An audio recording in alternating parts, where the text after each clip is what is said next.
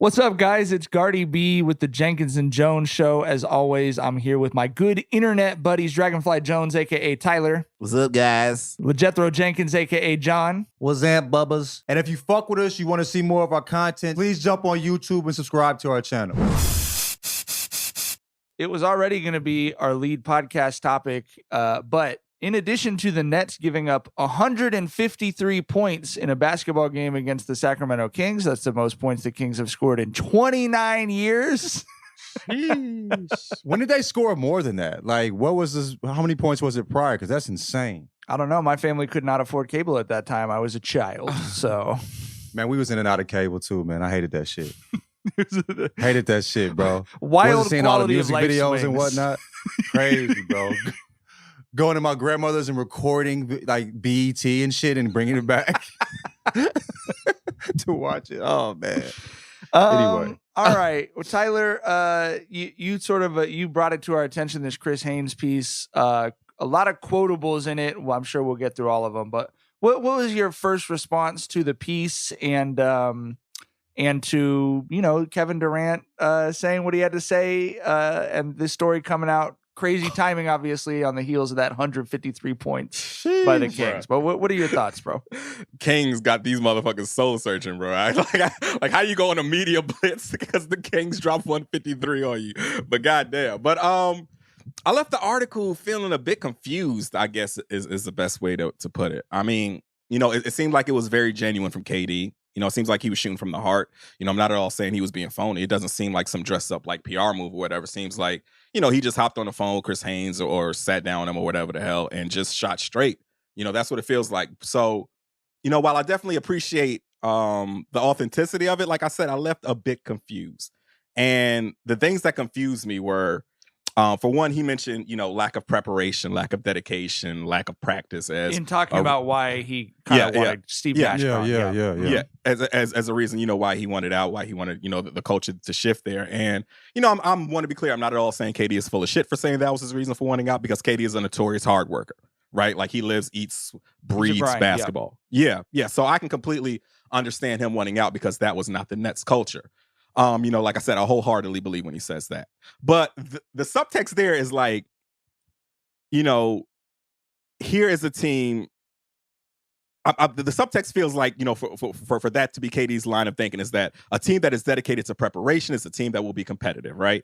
So I don't know how he can say that and then turn around and give us that quote where he's like, look at the 4 guys who I'm out here with, right? Like, we're not going to accomplish shit no matter how prepared we are if we're keeping it a buck. Like, that was, the read I got on that. So it felt confusing to me there. Like, do you want to be on a competitor or what? So I was just confused with that. And also the whole leadership, topic. Like, I'm with him on the whole public grandstanding is not the only way to be a leader. I completely get that. But I feel like, mentioning your teammates by name and saying, look at these fucking guys. Yeah. I feel like that's bad leadership. You know what I mean? Like, you ain't have to call the homies out like that, bro. You know what I mean? So it was just the quote, if I can read that quote in particular, because I know that's what everyone's going to be talking about the rest of the day. Look at our starting lineup. Edmund Sumner, Royce O'Neal, Joe Harris, Claxton, and me. It's not disrespect. Yes, but is. What are you expecting from that group? You expect us to win because I'm out there. So if you're watching from that lens, you're expecting us to play well because number 7 is out there. Right. So yeah, and that's another thing. I don't get how he puts up this whole, I don't care what people think about me, then says, I'm going to get all the blame. I want out because I know that, if we're not prepared, we're going to be a shit show and everyone's going to be pointing the finger at me. So like, that's another thing that I didn't get that confused me there. So like I said, I left confused from this piece, but it did feel like KD was being genuine, feel like he was being a straight shooter. I mean, I think the biggest takeaway here is, this is a dude who, sees the bigger picture and he's like, yo, I'll get paid a fucking ton of money to be a hooper. And I love that aspect of my life. That was like the main takeaway I got from him. But some of the points that he was hitting on just confused me. I mean, for me, it seemed like when he with the KD shit, I mean, with him wanting to leave in the summer with Steve Nash and all that, I was thinking like, this is bad coaching. They're not preparing as best as possible. I think he was looking at who they had at the time. Like, Kyrie could potentially still be on the team. Simmons was going to be playing this year. So I don't know if that necessarily is connected with what he said about, look at these fucking bums I'm playing with, which I don't think he actually said that. You know what I mean? I know like we joking about it and shit.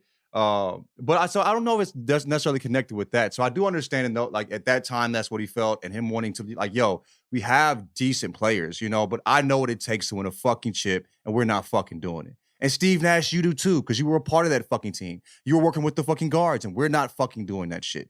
You know what I'm saying? I want to be as prepared as possible, and they just weren't. And also I think he had talked about like I think it talks about how I'm getting embarrassed in the fucking losing, and he talked about that actually, yeah. Him getting embarrassed against the Celtics. You know what I'm saying? Them getting swept. Him being there and experiencing that. He didn't want to run that back, bro. Like we need to fucking get our shit together. You feel me? We're not doing that. He wants to do more closeouts. You know what I mean? How can he get better? But anyway, I wasn't necessarily confused about that. I definitely see what y'all are saying with like the leadership shit. Like him saying like it's not his. I think he talked about he didn't want, as far as a leader, that's not how he wanted to go about doing it. And then he calls those guys out. To me, I'm a person that's not. I'm not. If I was in front of the camera, I'd be Kevin Durant. You know what I'm saying? Like I'd be the guy that would. This is what I want to do, but sometimes I'm not going to do that because I'm not fucking perfect. You know what I mean? He doesn't want to go out and say like, I think when he was talking about not going out and speaking, he was talking about his situation with Kyrie, right? Like I talked to him personally. I'm not going to go out there and be like, yo, this is what I said to Kyrie. You know what I'm saying? And also that wasn't just basketball. That was other shit. You know what I'm saying? And so like, and he doesn't really talk about that type of shit. Like you said, he's just all basketball. This conversation, when he asked him Chris asked him a question and he says, hey, look at who we have. That's not the way to go about doing that, obviously, right? You don't have to throw them under the bus. I think he was comfortable. He's talking to Chris Haynes, who we know like people just are really comfortable with. That's why he has the job he has. That's why he's as good as he is, because he asks questions, people will say things comfortably to him. And it just seemed like he was just like, yo, and regardless of how you feel about it, you can't say the motherfucker lied. Everything that came out of there came across as genuine and was truthful. But yeah, like you said, it's not the best thing to say, but I didn't necessarily dig too deep into it as far as like tripping off of it. I was like, true, but but also, I just think he's a human that in the moment was answered a question. That's what it came across as me. But he's not just a human. He's Kevin Durant. So, I mean, yeah. We've seen this before. Like when he got caught on the burner, the tweet was, "Look at who they had me playing with in OKC. I can't win with those guys." You know what I mean? So, yeah, we've seen this from Kevin Durant before. So, yeah, but I mean, okay, if you rapping with Chris Haynes. Wouldn't you? I mean, that's a real one. You feel me? I mean, but also, Mike, you're a fucking journalist. You know what I'm saying? And the way you move is like, bro, I'm you know who I am. I'm gonna fuck around and say some shit I might not say. You feel me? Like I can relate to that degree. I don't think it was as egregious as it may seem personally. You know what I mean? My approach to shaking my head at if you're talking to Chris Haynes is not because I'm a journalist. It's because I have people who work for me, most of whom are younger than me and not as good at our job as I am. I'm not Kevin Durant in sports writing, but I'm respected in my city, right? We get complaint emails. We get complaint comments on our social media about something maybe a 23-year-old writer does or something. I consider it my responsibility to never, ever say they're not good enough or whatever. I'll talk to the person individually, but you can't in the same article, like, all of his quotes in here about legacy and leadership. And I will say, and we've talked, he's one of my 5 favorite basketball players of all time. I have a Kevin Durant. Maybe the Thunder biggest jersey. bucket that's ever touched a fucking basketball. Yeah. Great and basketball so player. Part of me is really sad because the article sounds like a guy who feels like he's looking at the final act of his career. He's talking about he's 32. Yeah, and he said he's talking about appreciating every day and all this shit, right? So that part of me is just sad about that. But the other thing is, if you're going to talk about leadership, and like Tyler said, you can't in the same article talk about not grandstanding and then go, the lineup sucks outside of me.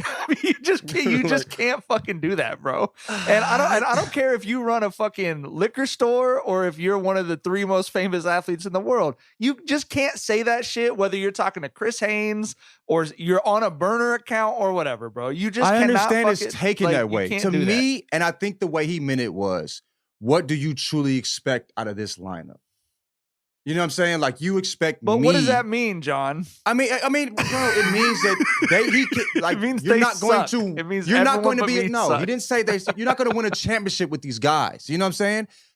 What is and people have been expecting like great things from the Nets, like they aren't trotting these motherfuckers out. And he's saying, Bro, like, they look had at, KD, Kyrie, and Harden with a bench. we're talking about shooters this week. Right. I mean, not this week. This but year. he's talking about this season. whole. But he's not talking about this season. He's talking about he's talking from the expectations placed on them when he went there. In my opinion, that's why he's talking so much about legacy, and I think To that's me, why it he's was just grasping like- at straws about leadership, because ultimately we can all see it. Harden's not wearing any of the shit for the fucking Nets not working out.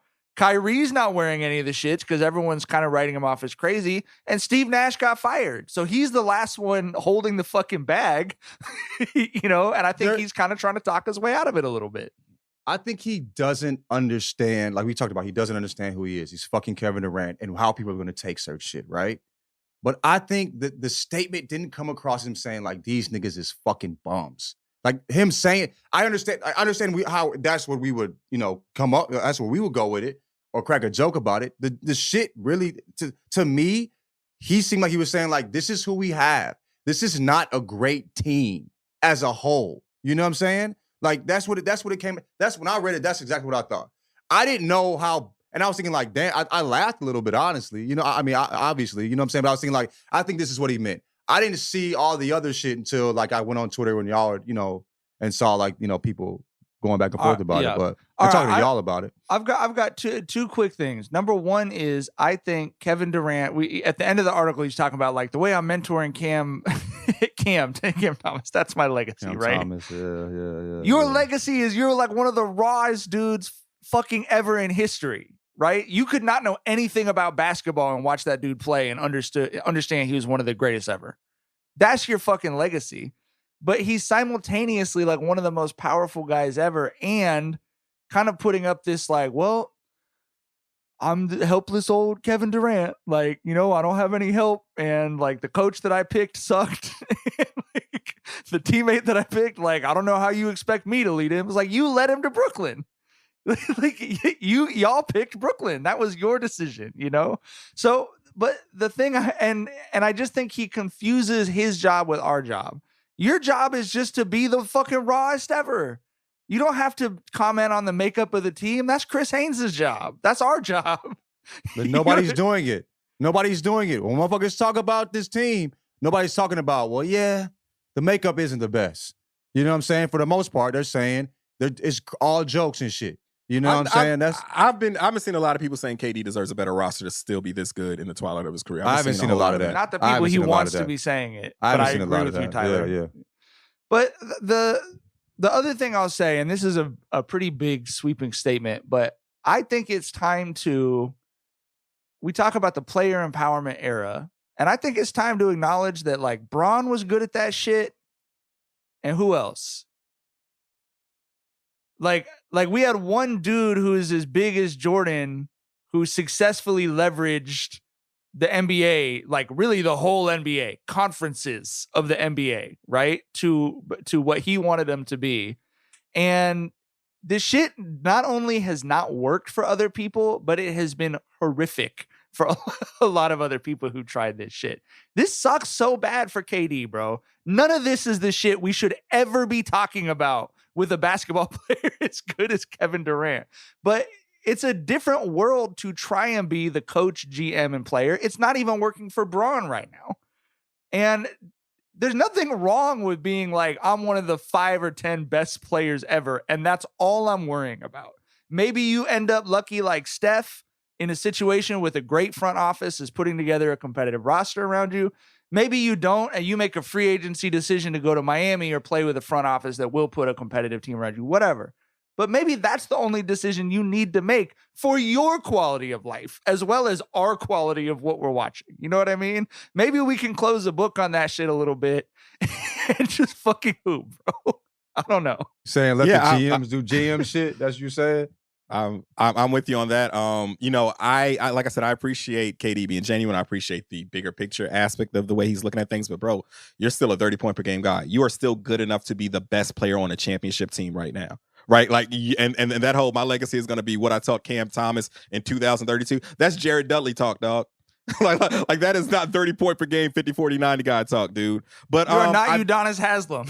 Yeah, right. You're not fucking Kevin Udonis, fucking dog. Durant. Yeah, but I think that this article, all these quotes, is just kind of a perfect example of the whole fucking struggle that KD has been going through ever since the Golden State move, which is, do you care about public perception or not? Because it sounds like you're confused about that too. Like, you say that you don't care about what your legacy is. Your legacy is what you're doing with the guys behind the scene and practice, building them up, teaching them and all that. Then in the very same article, you say that you wanted out because you didn't want fingers being pointed at you because they weren't prepared and they were going to stink it up. So you do care in that aspect, but then you don't care in the legacy aspect. So like I said, I just left this article confused.